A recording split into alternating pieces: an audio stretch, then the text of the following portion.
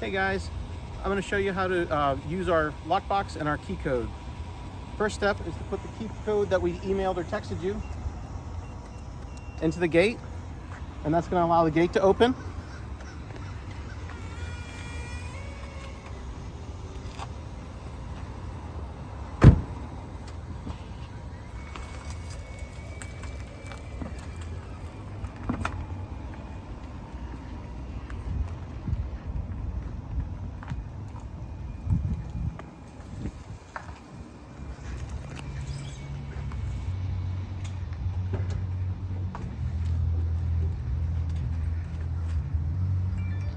Then you can go ahead and lock your vehicle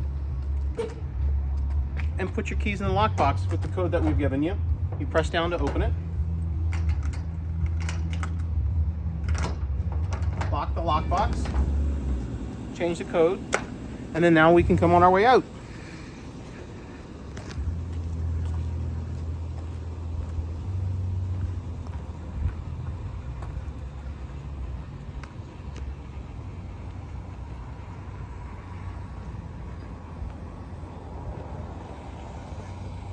After you've exited the gate, please enter the code back in so we can lock the gate again. Thanks, guys.